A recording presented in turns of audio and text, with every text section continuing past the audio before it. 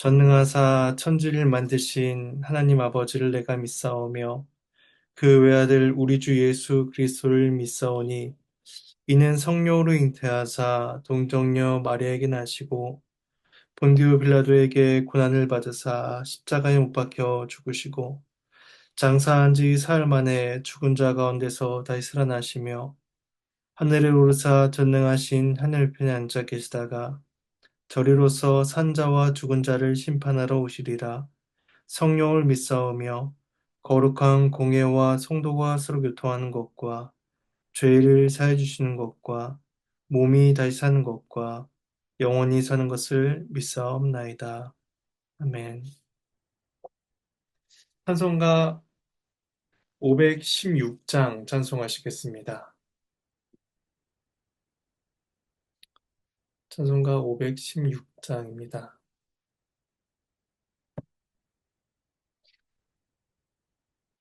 1절과 4절을 찬송하시겠습니다. 함께 찬송합니다. 옳은 길 따르라 의의 길을 세계 만민이 참된 길 이 길 따라서 살 길을 온 세계에 전하세 만 백성이 나갈 길 어둠 밤 지나고 동뜬다 환한 빛 보아라 저 빛 주 예수의 나라 이 땅에 곧 오겠네 오겠네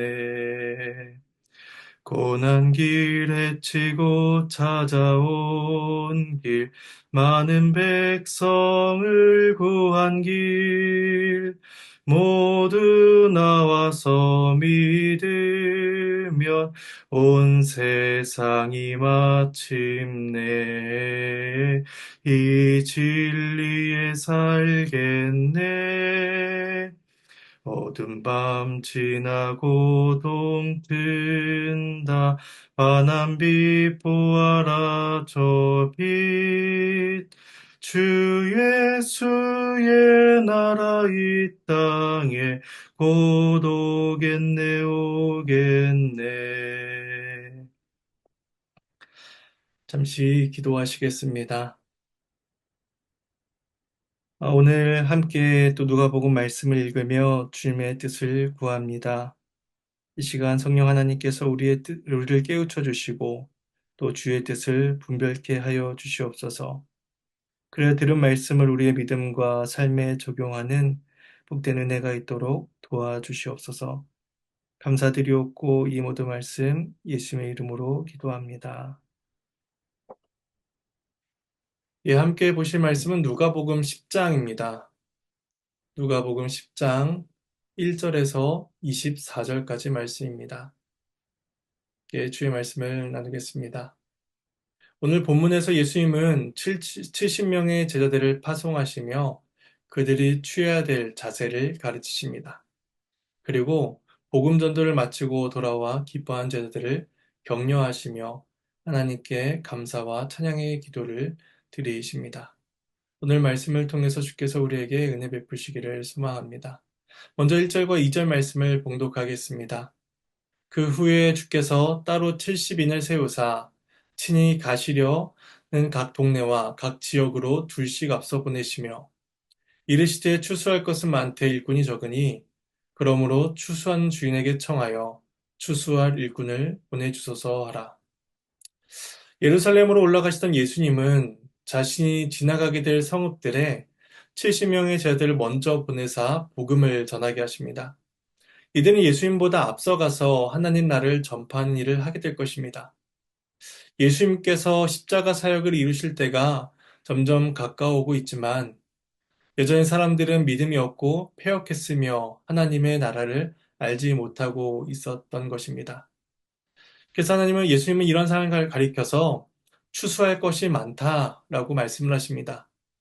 예수님은 자신을 배척하며 불신앙으로 가득한 세상을 향해서 외면하시거나 그들을 심판하시지 아니하시고 구원할 영혼이 많은 기회로 보고 계신 것입니다.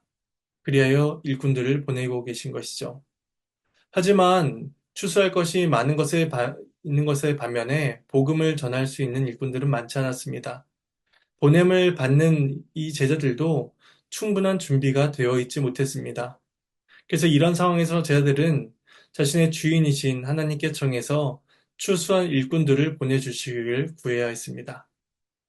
하나님께서 제자들의 부족함을 은혜와 능력으로 채워주시사 맡겨진 사명들을 충분히 감당할 수 있도록 그들이 계속해서 하나님의 도우심을 구해야 했던 것입니다.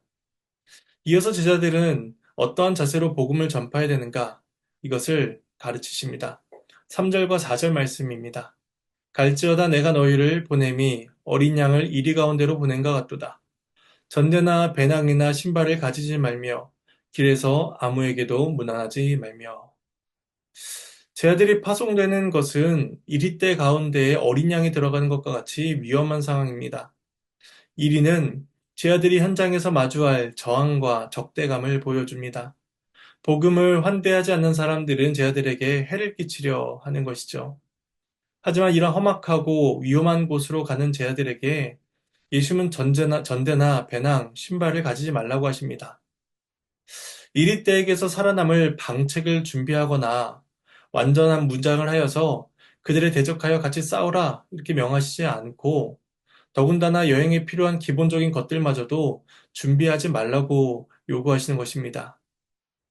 왜냐하면 이리떼가 가득한 곳에서의 이 어린 양들의 준비는 모두 무용지물에 불과하기 때문입니다. 그러므로 제자들이 기억해야 할 것은 한 가지입니다. 바로 하나님만을 의지해야 한다는 것입니다. 하나님을 의지할 때 하나님께서 그들을 보호하시고 또 복음 전파에 필요한 모든 것들을 하나님께서 채워주실 것이기 때문입니다. 이어서 예수님은 제자들에게 평안을 선포할 것을 가르치십니다. 5절에서 11절까지 말씀입니다. 어느 집에 들어가든지 먼저 말하되 이 집이 평안할지니려다 하라.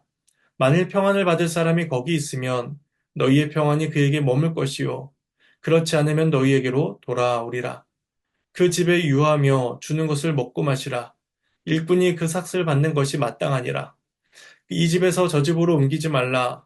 어느 동네에 들어가든지 너희를 영접하거든 너희 앞에 차려놓는 것을 먹고 거기 있는 병자들을 고치고 또 말하기를 하나님의 나라가 너희에게 가까이 왔다 하라. 어느 동네에 들어가든지 너희를 영접하지 아니하거든 그 거리로 나와서 말하되 너희 동네에서 우리 발에 묻은 먼지도 너희에게 떨어버리노라. 그러나 하나님의 나라가 가까이 온 줄을 알라 하라. 제자들이 이제 어느 곳을 가든지 그 대상을 묻지 않고 모든 사람들에게 복음의 평안을 선포해야 합니다. 이곳저곳을 둘러보며 어떤 사람들이 자신들에게 호의적으로 반응할지를 판단하고 복음을 전해서는 안 되는 것이었습니다. 하나님의 능력을 의지하고 기대하며 어느 때이든지 어느 사람이든지 마음과 힘을 다하여 복음을 전해야만 합니다. 제 아들은 평안을 전하는 역할을 할 뿐이며 평안을 베푸시는 그 근본적인 분은 바로 하나님이십니다. 만일 그곳에 하나님께서 준비해 놓으신 그러한 심령을 가진 자가 있다면 그들은 복음을 받아들일 것이고 하나님이 주신 그 평안을 경험하게 될 것입니다. 그러므로 제자들은 그곳에서 복음을 전하고 그 집에서 유하며 주는 것을 먹고 마셔야 했습니다. 제자들이 받는 환대는 하나님 나라의 복음을 전한 일꾼들이 받는 품삯이었습니다. 일한 사람은 보상을 받는 것이 마땅한 것이죠. 하지만 환대가 부족하다고 해서 더 큰 이익을 주는 곳을 찾아가거나 이리저리로 옮겨다니는 것은 제자들의 합당한 태도가 아니었습니다. 그래서 8절부터는 이제 어떤 동네에 들어갈 경우의 상황을 말씀해 주십니다. 역시 제자들은 환대의 정도에 따라서 사역을 계산하지 않고 그곳에서 병자를 고치며 하나님의 나라가 가까이 온 것을 전해야 했습니다. 발에 묻은 먼지를 떨어버리고 하나님의 나라가 가까이 왔다는 사실을 선포해야 했던 것이죠. 근데 먼지를 터는 행위는 그 동네가 복음을 거절했다라는 것을 상징적으로 보여주는 것입니다. 따라서 심판의 책임이 제 아들에게 있는 것이 아니라 그 복음을 거절한 그들 자신에게 있다는 것을 그 먼지를 터는 행위를 통하여서 그들에게 보여줍니다. 따라서 복음을 거절한 자들에게 하나님의 나라는 평안이 아니라 심판으로서, 심판의 나라로서 그들에게 주어지게 되는 것입니다. 그리고 이어서 12절에서 16절은 그렇게 복음을 거절한 자들에 대해서 심판이 선언되고 있습니다. 말씀을 봉독하겠습니다. 내가 너희에게 말하노니 그날에 소돔이 그 동네보다 견디기 쉬우리라. 화 있을진저 고라시나 화 있을진저 베세다야. 너희에게 행한 모든 권능을 두로와 시돈에서 행하였더라면 그들이 벌써 베옷을 입고 제에 앉아 회개하였으리라. 심판 때에 두로와 시돈이 너희보다 견디기 쉬우리라. 가버나움아 네가 하늘에까지 높아지겠느냐? 음부에까지 낮아지리라. 너희 말을 듣는 자는 곧 내 말을 듣는 것이요. 너희를 저버리는 자는 곧 나를 저버리는 것이요. 나를 저버리는 자는 곧 나 보내신 이를 저버리는 것이라 하시니라. 하나님의 나라는 예수님과 제 아들이 전하는 복음을 통해서 회복과 평안을 가져다 주지만 그것을 거부한 사람들에게는 하나님의 심판이 임하게 됩니다. 먼저 소돔을 언급하시는데 소돔은 구약 성경에서 죄가 관여한 것으로서 악명 높은 도시였습니다. 따라서 하나님의 심판에 의해 멸망을 받게 되죠. 그러나 소돔의 심판은 제 아들을 영접하지 않은 동네가 당할 심판에 비하면 오히려 더 견디기 쉬운 것이었다라고 말씀해 주심으로써 그 제자들을 통해서 그리스도의 나라, 하나님의 나라를 거절한 자들의 그 죄가 얼마나 큰 것인가를 지적해 주십니다. 그리고 이어서 고라신과 베세다를 말씀하십니다. 이들은 소위 하나님의 백성이었습니다. 예수님께서는 그들에게 많은 권능을 행하심으로써 그 언약 백성들에게 보이실 그 하나님 나라를 증거하며 나타내 보이셨습니다. 하지만 그들은 예수님의 많은 권능을 보고도 마음이 완악하여져서 그의 예수님을 영접하지 않았습니다. 그래서 예수님은 그들에게 행했던 그 권능을 이방인의 도시인 두루와 시돈에서 행했더라면 그들이 이미 베옷을 입고 회개하였을 것이다 라고 그렇게 말씀을 하십니다. 따라서 심판 때의 고라신과 베스다 역시 끔찍한 종말을 맞이하게 될 것입니다. 그리고 예수님은 마지막으로 가버나움을 언급하십니다. 하늘과 음부는 수직적으로 볼 때 양극점을 이야기합니다. 근데 위로는 하늘은 하나님께서 거하시는 곳이고 아래로는 악인들이 던져질 음부입니다. 이 가버나움의 근거 없는 교만은 하나님 앞에서 한없이 높아졌습니다. 그러자 하나님께서는 그런 가버나움의 교만을 꺾으사 낮아지게 하시고 그들의 음부와 같이 처하게 하실 것이다 라고 말씀하고 있는 것입니다. 예수님께서 언급하신 이 도시들이 심판을 받는 이유는 제 아들의 말을 수용하지 않았기 때문입니다. 하나님께서는 이 땅에 하나님의 아들을 보내셨고 그 아들이신 예수님은 제 아들을 파송하셨습니다. 그러므로 제 아들의 말을 거부하는 것은 곧 예수님의 말씀을 배척하는 것이고 또 예수님의 말을 배척하는 것은 그를 보내신 하나님을 거부하는 것과 같았다라고 주님은 말씀하십니다. 그렇게 제자들을 파송하신 이후에 17절에서 20절은 그 70명의 제자들이 전도 여행을 마치고 돌아와 예수님께 보고한 장면으로 이어지게 됩니다. 말씀을 봉독하겠습니다. 70인이 기뻐하며 돌아와 이르되 주여 주의 이름이면 귀신들도 우리에게 항복하더이다. 예수께서 이르시되 사탄이 하늘로부터 번개같이 떨어지는 것을 내가 보았노라. 내가 너희에게 뱀과 정갈을 밟으며 원수의 모든 능력을 제어할 권능을 주었으니 너희를 해칠 자가 결코 없으리라. 그러나 귀신들이 너희에게 항복하는 것으로 기뻐하지 말고 너희 이름이 하늘에 기록된 것으로 기뻐하라 하시니라. 이제 전도를 마치고 돌아온 제자들은 기쁨에 어쩔 줄 몰라 하며 예수님에게 경험담을 늘어놓습니다. 그들은 주의 이름에 귀신들이 항복하는 것을 생생히 경험했습니다. 그래서 예수님도 제자들의 말에 화답하시면서 사탄이 하늘에서 번개같이 떨어지는 것을 내가 보았다라고 답을 하십니다. 악한 영들이 권세를 상실하게 되는 모습을 떨어지는 별에 묘사하고 계신 것입니다. 그런데 제자들이 이런 일들을 행할 수 있었던 것은 제자들 자체가 위대하고 능력 있는 사람들이어서가 아닙니다. 예수님께서는 그러한 사람들을 제자로 부르지 아니하셨습니다. 예수님께서는 연약하고 부족한 자들을 제자로 부르셨고 또 그들에게 사탄의 권세를 무력화할 하늘의 권세를 주셨던 것입니다. 그들이 행한 일은 창세기 3장 15절에서 여자의 후손이 뱀의 머리를 상하게 할 것이다 라는 그 약속의 성취가 그 제자들 가운데서도 나타나게 되는 것을 보게 됩니다.